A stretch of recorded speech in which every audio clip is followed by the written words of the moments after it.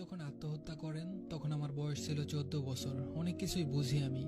আমার বাবা আমার মায়ের বোনকে একদিন সকালবেলা বিয়ে করে নিয়ে আসেন। মা তখন তরকারি কাটছিল। বাবার খালামণি একসাথে ঘরে ঢুকছিল। তখন আমার খালামণি বোরকা পরা অবস্থায় ছিল। আমার মা খালামণিকে জিজ্ঞেস করেছিল, কি রে, তুই আমার বাসায় কেন? তখন আমার বাবা বলে, আমরা আজকে বিয়ে করেছি, এই জন্য সোহাগী আমার ঘরে এসেছে। মা বলল, মানে কি? তুমি ওরে বিয়ে করেছ মানে? এই সোহাগী, কথা বল। বোন হয়ে কিভাবে বোনের ঘর নষ্ট করলি? কেমনে পারলি? আমার ছোট ছোট দুইটা বাচ্চার কথা ভাবলি না? আমার খালা তখন চুপচাপ দাঁড়িয়ে আছে। আমার মা কান্না করে চিৎকার করে আশেপাশের বাড়ির মানুষদের ডাকে আর দা হাতে নিয়ে বাবাকে বলে, হারামের বাচ্চা, কত জ্বালিয়েছিস, তারপরেও তোর সংসারে ছিলাম, শেষ পর্যন্ত তুই আমার সাথে এমন বেইমানি করলি। আর সোহাগী, তুই আমার বোন হয়ে আমার সাথে এমন করার মানেটা কি? আমার খালা চুপচাপ ছিল। মনে হয় তিনি এসবের জন্য একদম তৈরি হয়ে এসেছেন। আশেপাশের বাড়ির মানুষগুলো সিসি করতে লাগলো। আমার বাবা দুমকে সবাইকে চলে যেতে বললেন। তাদের বললেন, কেন আসছেন? নাটক দেখতে? যান, যার যার ঘরে চলে যান। তারপর বাবা একটা রুমে আমার খালাকে নিয়ে গিয়ে দরজা বন্ধ করে দিল। আমার মা যেন বিষয়টা হজম করতে পারল না। আমার মা আমাকে বলল তাড়াতাড়ি নানার বাড়িতে যেতে আর নানিকে ডেকে নিয়ে আসতে। আমি নানার বাড়ি খালি পায়ে বিলের মধ্যে দিয়ে দৌড়ে যাই। আমার নানু বুড়ো মানুষ, খুব অসুস্থ ছিল। তার মধ্যে আমার একটা মামা প্রতিবন্ধী ছিল। নানুকে কোনো রকম আমার সাথে মামাকে বাড়িতে রেখে আসে। এসে দেখে এই অবস্থা। নানি কি করবে বুঝতে পারে না। নানু রুমের দরজা ভাঙতে চাই, কিন্তু বাবা বা খালাকে ওই দরজা খোলে না। নানু কান্না করতেছে, আমার আম্মুকে জড়িয়ে ধরে আর সোহাগীরে চিল্লায় বলে, তোর উপর গজব পড়বে, তুই কেমনে সংসারটা ভাঙলি, তোর বিচার হবে। সারাদিন ঘরে রান্না হয়নি। আমাকে আর ভাইকে পাশের বাড়ির এক কাকি ডেকে নিয়ে গিয়ে ভাত খাওয়ায়। মা সারাদিন উপসী ছিল। নানি মাগরিবের আজানের সময় চলে যায়, কারণ ঘরে প্রতিবন্ধী মামা, তাকে দেখাশোনার কেউ নেই। আমার ছোট 6 বছরের ভাইকে নানু সাথে করে নিয়ে যায় আর আমাকে বলে যেন মাকে দেখে রাখি। রাত 9টার দিকে বাবা দরজা খুললেন। দরজা খুলে বাইরে থেকে তালা দিয়ে কোথায় যেন যেতে দেখলাম। বাবা বাইর হওয়ার পর মা খালাকে দরজার এই পাশ থেকে বললেন, কেমনে পারলি তুই এসব? নিজের জামাইয়ের ভাত খেতে তো পারিসনি, তাই বলে আমার সংসার ভাঙলি? অনেক গালিও দিল মা, কিন্তু খালা একদম চুপ হয়ে থাকলো। 20 মিনিট পর বাবা আসলো, হাতে খাবারের প্যাকেট। তারপর রুমে ঢুকে দরজা বন্ধ করে দিল। রাত 10টার দিকে বাবা মায়ের কাছে এসে বলল, দেখো, আমি কোনো ঝামেলা চাইনি, তোমরা দুই বোন মিলেমিশে থেকো। মা তখন বাপের জামার কলার ধরে বলল, জানোয়ারের বাচ্চা, জানোয়ার, তুই কি মনে করছিস? আমার সবকিছুর জন্য তুই দায়ী, এমনকি আমার মরণের জন্য। তখন বাবা মায়ের গায়ে হাত তুলে আর বলে, তোর মধ্যে কি আছে? কিছুই নেই, কিছুই পাইনি, সেই জন্যই বিয়ে করেছি। তোর মতো মোটা বড়ের ভালো লাগে না, সেই জন্য চিকন দেখে বিয়ে করেছি। এটা বলে বাবা রুমে ঢুকে যায় আর মা বসে বসে কাঁদতে থাকে। আমাদের ঘরে ঝামেলা অনেক আগে থেকেই। মার বাবার মধ্যে মিল ছিল না। আমার ছোট খালার ডিভোর্স হয় 3 বছর আগে। এরপর আরেকটা বিয়ে হয়, কিন্তু সংসার করতে পারেনি। আমার বাবার সাথে ছোট খালার অনেক ভাব ছিল। প্রায় সময় আমাদের বাড়িতে এসে থাকতো। আমার বাবা আর খালার মধ্যে এই রংলীলা মা বুঝতে পারে। খালাকে অনেক শাসায়, কিন্তু খালা কথা শুনে না। নানিকে জানাই মা, খালাকে আমাদের বাড়িতে আসতে নিষেধ করে। আমার বাবার সাথে এসব নিয়ে মার অনেক ঝামেলা হয়। আমার মাকে বাবা মারতো, কিন্তু তারা যে বিয়ে করে ফেলবে মা এটা কল্পনাও করতে পারেনি। সেই রাতে আমার আর ঘুম আসলো না। নিজের খালা কিভাবে এই কাজটা করতে পারলো, বাইরের কোনো মানুষ হলে মেনে নিতে পারতাম। ফজরের আজানের আগে একটু ঘুম আসলো, আমি ঘুমিয়ে গেলাম। ঘুম ভাঙলো আমার সকাল 8টা বাজে। দেখলাম মা পাশে নেই।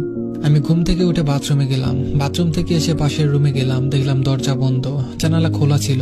হঠাৎ জানালার দিকে চোখ পড়তেই দেখলাম মা ঝুলে আছে। হায় আল্লাহ, আমি চিৎকার করে মা বলে উঠলাম। পাশের বাড়ির মানুষদের ডেকে আনলাম। তারা সবাই এসে দরজা ভাঙতে লাগলো। বাবা রুম থেকে বের হলো। তখন পাশের বাড়ির কয়েকটা চাচা মিলে বাবাকে মাইট দেয়। আর আমি গিয়ে আমার খালার চুল ধরে বলি, দেখ, আমার মা মরে গেছে, এখন শান্তি হয়েছে। মার লাশ নামানো হয়। নানি আসে, তার সাথে আমার প্রতিবন্ধী মামাও। আমার মামা বু বু করে কান্না করতে থাকে। মুখের সব লালা মায়ের গায়ে পড়ছিল। আমি তো কেঁদে কেঁদে আকাশ বাতাস সব এক করে ফেলেছি। এর মধ্যে বাবা মার খেয়ে খালাকে নিয়ে পিছনের দরজা দিয়ে পালিয়ে যায়। পুলিশ আসলো ময়না তদন্তের জন্য। মায়ের লাশ নিয়ে গেল। বিকেলে মায়ের লাশ দিয়ে গেল। আমার মায়ের জানাজা হলো। জঙ্গলের এক পাশে মায়ের কবর দেয়া হলো। সেই করুণ ভয়ঙ্কর দিনের কথা আমি কখনো ভুলবো না। সবাই আমাদের দেখতে এলো, আমাদের জন্য অনেক আফসোস করলো। সে রাতে অনেক আত্মীয় স্বজন সহ নানু মামা আমার সাথেই ছিল। সবাই বুঝালো মন শক্ত করার জন্য। মায়ের মৃত্যুর 4 দিন পার হয়ে গেল। কোন রকম সবাই মিলে মিলাদের আয়োজন করলো। এরপর সবাই চলে যায় যে যার মতো। শুধু নানু আর মামা ছিল। তখন আমাদের ঘর তালা মেরে মায়ের গহনাগাটি নিয়ে নানুর বাসায় চলে আসি। বাবা নামক পশুটার কোনো খোঁজ খবর পেলাম না। আমার মায়ের এমন এক স্বামী ছিল, আমার মায়ের মৃত্যুর পর একটু কবরও জুটল না। নানু আর আমি বাবার বিরুদ্ধে বাদী হয়ে মামলা করলাম। 1 মাসের মতো নানুর বাড়িতে থাকলাম, কারণ স্কুল আছে আমাদের 2 ভাই বোনের। সেজন্য চলে গেলাম আবার বাবার বাড়িতে। নানু যেতে পারলো না, কিন্তু নানুর এক বিধবা বোনকে আমাদের সাথে থাকতে দিল। ওনার কেউ ছিল না, সম্পর্কে আমার নানুর চাচাতো বোন। উনি সহ আমাদের বাড়িতে থাকতে লাগলাম। মাঝে রুমে মারা গিয়েছিল, সে রুমে ঢুকতে পারতাম না। ঢুকলেই আমার কাছে কেমন যেন লাগতো, তাই দরজা বন্ধ করে দিয়েছিলাম। বাবার কিছু কৃষি জমি ছিল, ওগুলো বাগ দিয়ে পুকুরের মাছ বিক্রি করে আর সুপারি, হাঁস মুগরি, মায়ের একটা গাভী ছিল, ওগুলোর দুধ বিক্রি করে কোনো মতে চলতাম। আশেপাশে চাচিরা টুকিটাকি সাহায্য করত। গ্রামে খুব দরকার ছাড়া ঘর থেকে বের হতাম না, কারণ গ্রামের পরিবেশে সবাই অন্যরকম মন মানসিকতার। এর মধ্যে বাবার সাথে কোনো রকম যোগাযোগ নেই। এভাবেই 2টা বছর কেটে গেল। আমি এসএসসি পরীক্ষা দিব, তার 1 মাস আগে বাবা তার বউ সহ কোলে একটা বাচ্চা নিয়ে বাড়ি আসলো। আমি স্কুলে ছিলাম। ঘরে গিয়ে দেখি উনি আর উনার বউ বাচ্চা একটা রুমে বসে আছে। আমি কিছু বললাম না, চুপচাপ রইলাম। আমি আমার ভাইকে দিয়ে নানুর বাড়িতে খবর পাঠাই, আর নানু আসার পর আমি নিজে থানায় গিয়ে বলি আসামি এখন আমাদের ঘরে আসছে। আমি বাড়ি আসার কিছু সময় পর পুলিশ আসলো আর বাবাকে ধরে নিয়ে যায়। আমার বাবার বউ আমার নানুর পায়ে ধরে মাপ চায় আর বলে যা হওয়ার হয়েছে, ওনাকে যেন ছেড়ে দেয়, মামলা উঠিয়ে নেই। আমাকে নাকি বাড়ির জায়গা লিখে দিবে যদি আমি মামলা উঠিয়ে নেই। আমি মোটেও রাজি হলাম না। আমি আমার বাবার দ্বিতীয় বউকে ঘর থেকে বের করে দেই, তার জামা কাপড়গুলো উঠানে ফেলে দেই। সে আমার নামে গ্রামের মেম্বারের কাছে বিচার দেয়। আমি তখন আমার এক স্কুল শিক্ষকের পরামর্শে তাকে বলি যে তোর নামে মামলা দিব যদি এখান থেকে না যাস। তখন সোহাগী আমার নানু বাড়িতে যাই, কিন্তু আমার প্রতিবন্ধী মামা দা নিয়ে কোপাতে দৌড়াই। আমার বাবার বিরুদ্ধে আমি কোর্টে উঠে সাক্ষী দিই। জীবনের প্রথম আমি তখন কোর্ট দেখেছিলাম। গ্রামের কিছু মানুষ আমার পক্ষে ছিল আর কিছু মানুষ আমার বিপক্ষে ছিল। যাই হোক, আলোচনা সমালোচনা নিয়ে জীবন ধারণ করতে লাগলাম। এসএসসি পরীক্ষা শেষ হওয়ার পর আমি কলেজে ভর্তি হলাম। ভাইকে মানুষ করা আমার জীবনের লক্ষ্য। আমাদের চলতে কষ্ট হতো, কারণ ইনকাম তেমন ছিল না। আমি সেলাই মেশিনের কাজ শিখি। এর মধ্যে আমার মায়ের রেখে যাওয়া একটা গাভী থেকে 3টা বাছুর হয়।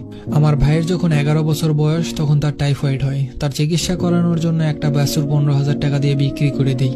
সেলাই মেশিন শেখার পর গ্রামের মেয়েদের জামা কাপড় সেলাই করতাম। দিন ভালোই যাচ্ছিল। বাবাকে ছুটানোর জন্য সোহাগী উঠে পড়ে লেগেছে। এর মধ্যে ইন্টার শেষ করলাম, ডিগ্রিতে ভর্তি হলাম। ডিগ্রির প্রথম সেমিস্টারে শেষ করার পর বিয়ের জন্য চাপ আসতে লাগলো। গ্রাম অনুযায়ী তখন বিয়ের বয়স পার হয়ে যাচ্ছিল। গ্রামের মানুষদের ভাষ্য আমি বুড়ো হয়ে যাচ্ছি, কিন্তু আমি আমার কাজে অটল। আমি টিউশনি করাতে লাগলাম।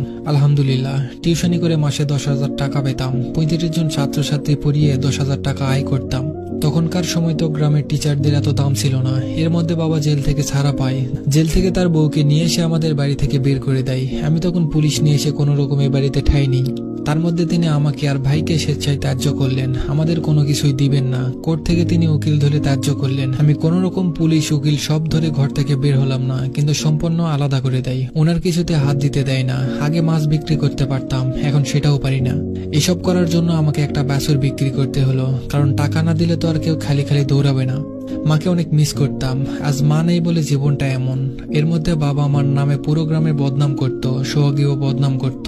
আমি নাকি পরপুরুষ নিয়ে আসি বাসায়, কলেজের নামে নাকি হোটেলে যাই, আর যত সব আজে বাজে কথা বলতো। আমি শুনে যেতাম, কারণ ভাইয়ের এসএসসি আর ডিগ্রি শেষ হওয়ার অপেক্ষায় ছিলাম। আমার ভাইও বসে থাকতো না। আমার ভাই গোবর দিয়ে গুন্ডার লাঠি বানাতো। সেই লাঠির পিস 1 টাকা হিসাবে সেল করতো। একটা ফার্মেসির দোকানে বিকেলের দিকে চাকরি করত। ফার্মেসিটা পরিষ্কার করত। আমার বাবা আমার 2 ভাই বোনের নামে এটাও বলেছে আমি নাকি আমার ভাইয়ের সাথে শারীরিক সম্পর্ক করে যৌবনের চাহিদা মেটাই, এজন্য বিয়ে করিনি। নাউজুবিল্লাহ। আমার ভাই 7ম শ্রেণীতে পড়ে। সেই সন্তানের মতো ভাইকে নিয়ে এসব যখন বলে বেড়াচ্ছিল, আমি দা নিয়ে আমার বাবাকে কোপাতে যাই। তার হাতে একটা কোপ দেই, কারণ আমার কথাটা মোটেও সহ্য হচ্ছিল না। কোপ বসানোর পর আমি আর আমার ভাই সহ গরু মুগরি সব নিয়ে আমার নানু বাড়িতে যাই। ওখানে থাকা যাচ্ছিল না। নানুর বাড়িতে আসার পর ভাইয়ের স্কুল দূরে হয়ে যায়। তখন 6টা মাস কোনো রকম কাটিয়ে দেই।